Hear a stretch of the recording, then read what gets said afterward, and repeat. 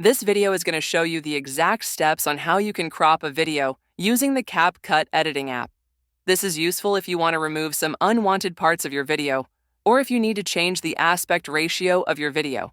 And the first thing which we'll do is to open the CapCut editing app on our mobile phone and then create a new project by importing the video which you'll need to crop.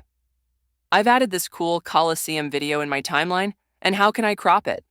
It's pretty simple. All you'll want to do is to click on the video in your timeline to select it, then scroll a little bit down through these tools until you find this Transform tool. Tap on it, then Resize, and that will now open the crop tool in CapCut. You can select an aspect ratio at the bottom, or you can drag the sides at the top, bottom, left, or right in order to perform a free crop. If you want to upload this video to TikTok, Instagram, or other platforms, simply select an aspect ratio from the available options here.